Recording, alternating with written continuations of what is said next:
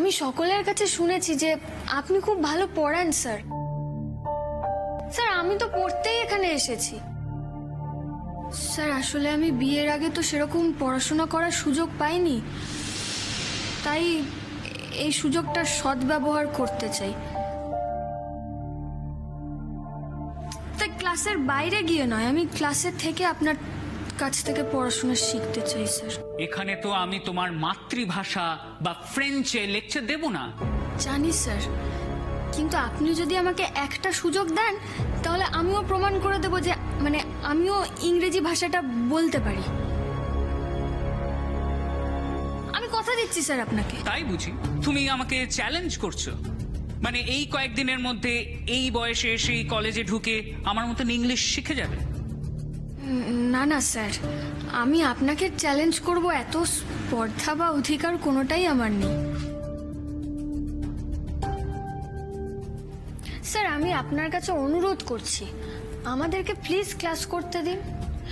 আপনার কাছে ইংরেজিটা যদি শিখি তবেই তো আমরা ইংরেজিটা ঠিকঠাক শিখতে পারবো। আর 5টা ভাষার মতোই তো ইংরেজি ভাষা, সেটা তো না শেখার মতো তো কিছু নেই, মানুষেরই তো ভাষা। স্যার আমি মফস্বলে বড় হয়েছি, ওখানকার বাংলা মিডিয়াম স্কুলেই আমার পড়াশোনা। ইংরেজিটা না সেরকম ভালোভাবে শেখার সুযোগ পাইনি। আমি বুঝতে পারছি আমার উপরে আপনি রাগ করছেন হয়তো, কিন্তু আমাকে একটা কথা বলুন তো স্যার, এই ইংরেজি না জানাটা আমার খামতি হতে পারে, কিন্তু আমার অপরাধ কি? আমার কাছে তাই। আমার ক্লাসে ইংলিশ না জানাটা একটা ক্রাইম। সবাই কি সব ভাষা জানে স্যার? আমরা তো নিজেদের প্রয়োজন মতো শিখিনি। আপনি যেহেতু ফ্রেঞ্চ জানেন না, তাই সত্যি মিথ্যে যাচাই না করেই আপনি মেনে নিলেন যে আমি ফ্রেঞ্চে কথা বলছি। কি বলতে চাইছো তুমি? অপরাধ নেবেন না স্যার, ফ্রান্স যাওয়া তো দূর, আমি তো কোনোদিনও বারাসাতের বাইরেই যাইনি।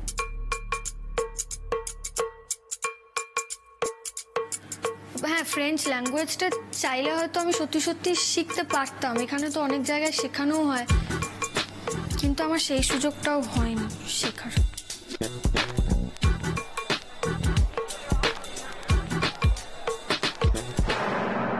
তার এতক্ষণ ধরে তুমি আমাকে মিথ্যে কথা বলেছো? তার জন্য আপনি আমাকে শাস্তি দিতে পারেন স্যার। তোমার এত সাহস, তুমি আমার ক্লাসে দাঁড়িয়ে আমার সঙ্গে ইয়ার্কি করছিলে? স্যার আপনার সঙ্গে ইয়ার্কি করার মতো সাহস আমার সত্যিই নেই। আমি শুধু একটা উদাহরণ দিয়ে বোঝাতে চাইছিলাম যে আমাদের সবার পক্ষে সব ভাষাটা জানা সম্ভব হয় না সবসময়, আর না জানাটা অপরাধও নয়। তোমার মতন একটা আন্ডার এডুকেটেড মেয়ের কাছে আমায় ভাষার মাহাত্ম্য, শিক্ষার মাহাত্ম্য শিখতে হবে? আমার 10 ইয়ার্সের ক্যারিয়ারে কোনোদিন এত অপমানিত হতে হয়নি যেটা আজকে হতে হলো। আর সেই অপমান করেছো তুমি।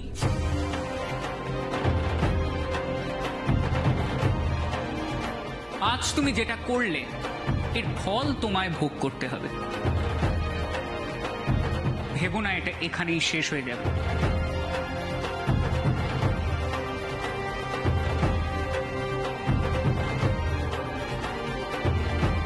ভেবো না আমি তোমায় ক্ষমা করব। শাস্তি পাওয়ার জন্য তৈরি থেকো।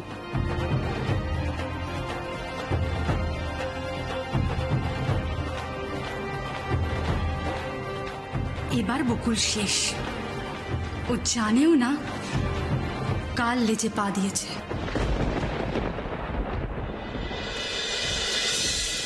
এই তুমি টেবিলের নিচে কি করছো, কি খুঁজছো?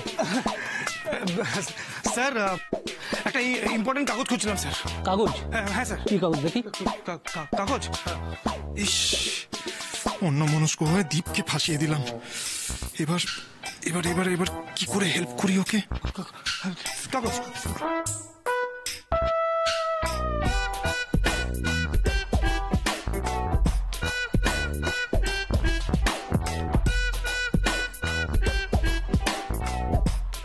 এই ঋষি ও টেবিলের নিচে কি করছে, কি খুঁজছে? ওই তো বললো না একটা ইম্পর্টেন্ট কাগজ খুঁজছে, এতক্ষণে পেয়ে গেছে হয়তো স্যার। পেয়ে গেছি স্যার, পেয়ে গেছি, পেয়ে গেছি স্যার।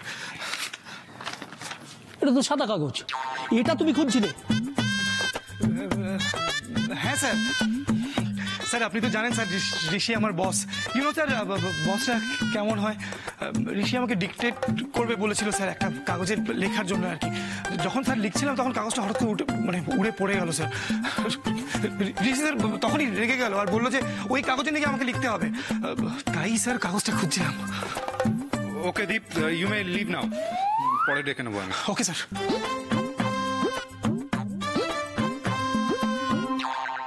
তোমার ভাইয়ের সঙ্গে নিশ্চয়ই দীপের আলাপ আছে। কোন ভাই? আরে তোমার যমজ ভাই রিজু। আর তুমি ওর কথা ভুলে যাও কি করে বলো তো? ও হ্যাঁ, কাল যেখানে বকুলের সঙ্গে দেখা হলো সেখানে দীপের সঙ্গে দেখা হয়েছিল। ওর সঙ্গে একটা মেয়েও ছিল। মেয়ে না স্যার, বৌদি। কিন্তু বৌদি বা আসবে কোত্থেকে? সেটা তো আমি বানিয়েছিলাম। না না না না না, বৌদি নয়, একটা অল্প বয়সী মেয়ে, দেখতে সুন্দর, বিখ্যাত প্রেমিকা হবে। প্রেমিকা?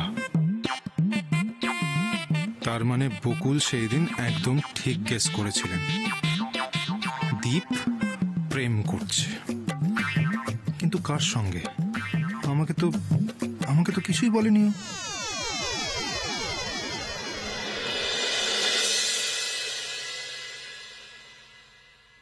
কাল সারা রাত আমি ঘুমোতে পারিনি। আমি কি কখনো ভেবেছিলাম মাকে মিথ্যে কথা বলবো? মা, তোমাকে মিথ্যে বলে আমার সত্যি খুব কষ্ট হচ্ছে মা। আমি কতদিন এই সত্যিটা লুকিয়ে রাখবো? অন্যের কাছ থেকে শোনার আগে আমারই মাকে সব সত্যিটা বলা উচিত। ঈশা আজ কলেজে যায়নি কেন? কারণটা আমাকে জানতেই হবে। আমি মাকে সব সত্যি কথা বলে দেবো। ঈশা, তুই ছাড়া এই ঘরে আর কেউ আছে নাকি? না তো দি ভাই, আমি একাই তো আছি, আর তো কেউ নেই। ও, তাহলে নিজের মনে মনেই বিড়বিড় করছিলিস? আমি ভাবলাম কে নাকি। কিছু শুনে ফেললো নাকি দি ভাই? এই দেখ, আমি তোর জন্য কি এনেছি, তোর ফেভারিট ঝাল ঝাল চিড়ের পোলাও। খেয়ে দেখ তো কেমন হয়েছে। আমি নিজের হাতে বানিয়েছি। থ্যাংক ইউ দি ভাই। নিজের দিদির সাথে ফর্মালিটি না করে এদিকে আয়। এদিকে এসে বসে খেয়ে দেখ। খা। শোন না দি ভাই, আমার না এখন এটা একদম খেতে ইচ্ছে করছে না রে। আমি পরে খাই প্লিজ। চোখে ঘুম নেই, পেটে খিদে নেই, আবার দেরি করে বাড়ি ফেরা। কেমন অন্যরকম গন্ধ পাচ্ছি। ঈশা, কি হয়েছে তোর? শরীর খারাপ লাগছে? মানে ওষুধ টষুধ কিছু লাগবে? হ্যাঁ না দি ভাই, আমার ওষুধ টষুধ কিচ্ছু চাই না। আমার শরীর খারাপ হয়নি, আর এমনি একটু খারাপ লাগছিল আর কি। শোন না, তুই একটা কাজ কর না, তুই খাবারটা ফ্রিজে রেখে দে, আমি পরে গরম করে খেয়ে নেব। না, এবার তো আমি শিওর তোর কিছু না কিছু তো একটা হয়েছে। ফ্রিজে রাখা বাসি খাবার তুই কখনো খেতে চাস?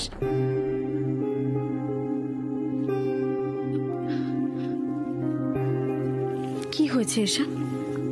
তুই আমাকে বলবি না? আগে তো আমার সাথে কত কিছু শেয়ার করতিস। নিজের মনের কথা আমাকে না বললে তোর তো খাবারই হজম হতো না। আর এখন সেই দিদির কাছ থেকে তুই মনের কথা লুকোচ্ছিস? দি ভাই শোন না, তুই একটু বেশি ভাবছিস। আরে আমার লুকোনোর কি থাকতে পারে বলতো?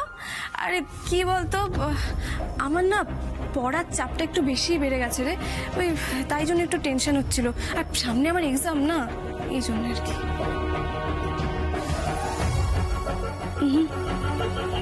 আমার অভিজ্ঞতা তো অন্য কথা বলছে এসা। মানে কি বলতে চাইছিস তুই? আমাকে সত্যি করে বলতো, প্রেম টেম করছিস নাকি?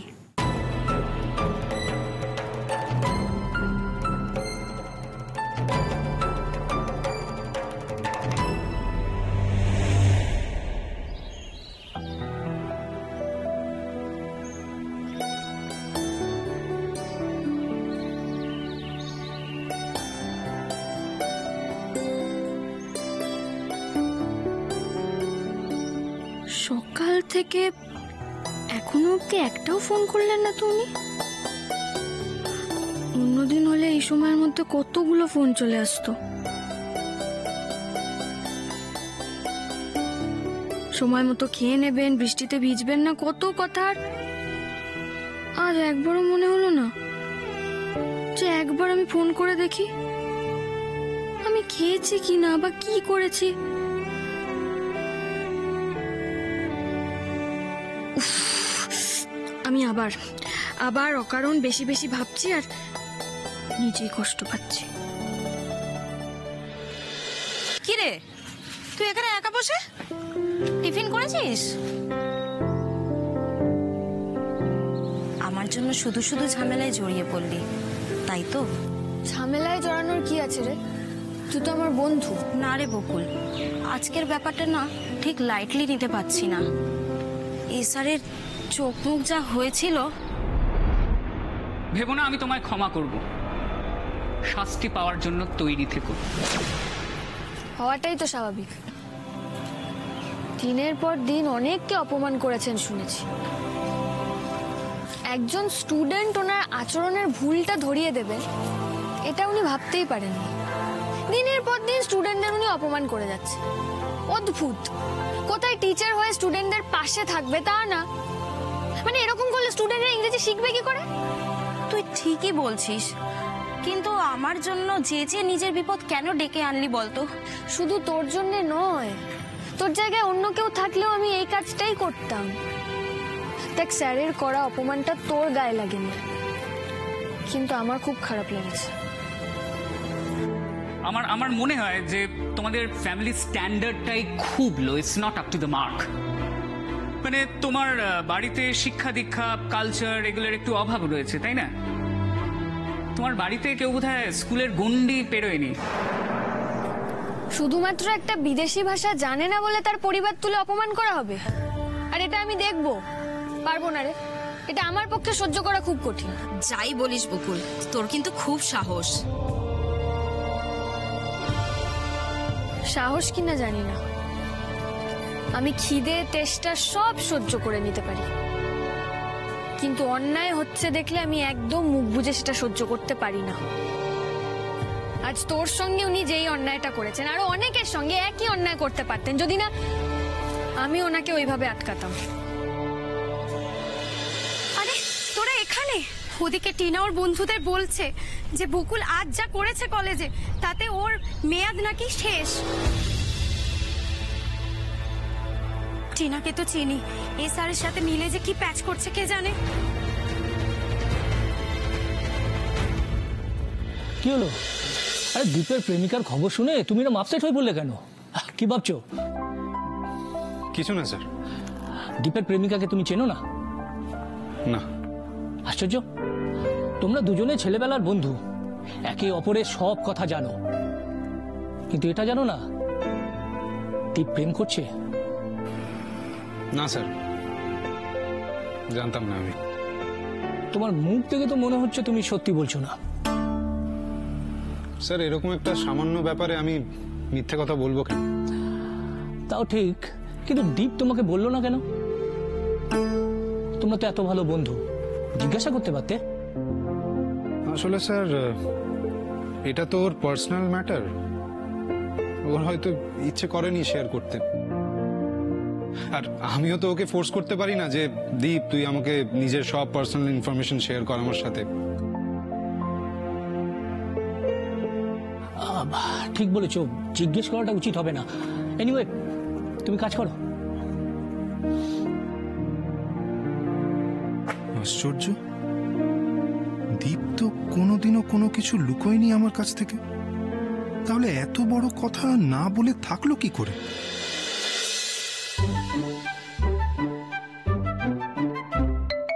অনেক সময় কি হয় জানো তো ঋষি, খুব কাছের খুব পরিচিত কারোর সঙ্গে প্রেম করলে বেস্ট ফ্রেন্ডকেও সেটা বলা যায় না। কাছের কারোর সঙ্গে প্রেম করছে দীপ? কি হতে পারে সেটা? রিল্যাক্স রিল্যাক্স, দীপের প্রেমিকাকে সেটা জানতে চাও তো? আমার মাথায় একটা আইডিয়া আছে। আমি ভাবছি যে এর মধ্যে একদিন তোমাদের সবাইকে আমার বাড়িতে ডিনারে ইনভাইট করব। দীপকে বলবো ওর প্রেমিকাকে নিয়ে আসতে, আর তুমি একটা কাজ করবে, তোমার বউ আর ভাই রিজুকে নিয়ে চলে আসবে। আর দীপকে আমরা এই ব্যাপারটা আগে থেকে জানাবো না।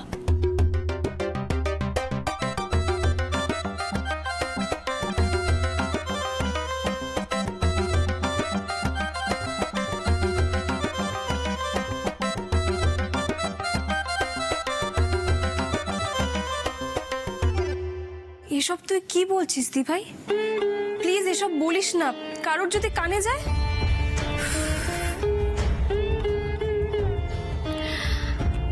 আরে বাবা, কেউ জানবে না। এসব দিন তো আমারও গেছে। এসা লুকিয়ে প্রেম করার অভিজ্ঞতা এ বাড়িতে আমার থেকে বেশি আর কারোর আছে নাকি? তুই সবার চোখে ফাঁকি দিতে পারবি এসা, আমার চোখে পারবি না। দি ভাই, দীপ্তার কথা জানতে পারলে আর রক্ষে নেই। বাড়ির সবাইকে বাড়িয়ে চাড়িয়ে যে কি কি বলবে ভগবানই জানে। কে সে? আই বল না। প্রমিস, আমি কাউকে বলবো না। কি মুশকিল দি ভাই। আরে আমি তো বলছি তেমন কিচ্ছু না। তাই বুঝি? তাহলে কালকে কলেজের পর বাড়িতে না এসে কোথায় গিয়েছিলিস?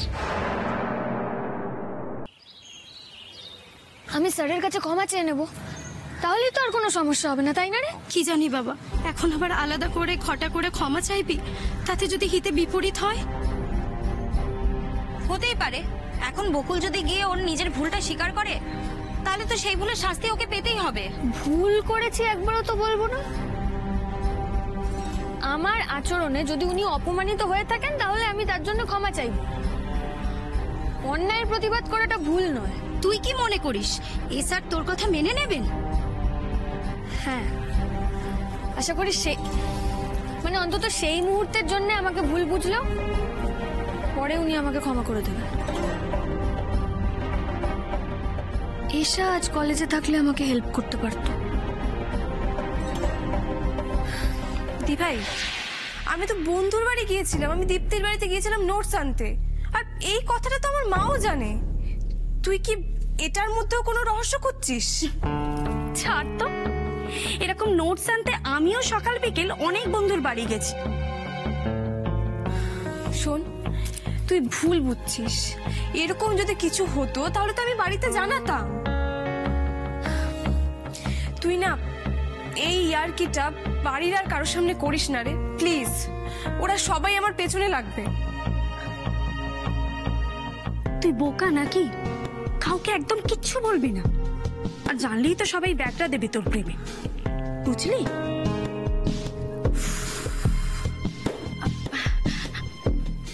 আমার কাছ থেকে যেমন ভাবে লুকিয়েছিস, সবার কাছ থেকে সেইভাবে লুকিয়ে চল। শোন না, আমি যার কথা ভাবছি সেই না তো? তুই কার কথা ভাবছিস? তুই কি জানিস দি ভাই? নিশানাটা তাহলে ঠিক জায়গাতেই লেগেছে। তুই যতই আমাকে বকুলের সঙ্গে থেকে থেকে ভুল বুঝিস না কেন, তবে তোর মনের কথা আমার থেকে বেশি ভালো করে কিন্তু কেউ জানে না। আচ্ছা বেশ, বলতে হবে না, আমি চললাম, কেমন?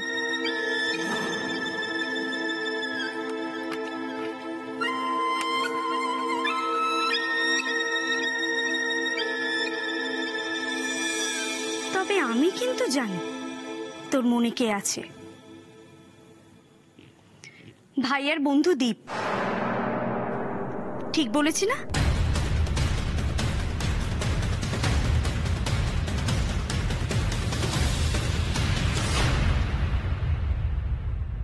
কিন্তু এটা তো বোঝা গেল যে টিনার বাবার সাথে এসআরের কতটা দহরাম মহরম। আর টিনা যেরকম মেয়ে, তোর ওপরে রাগটা ও কিভাবে প্রকাশ করবে কে জানে।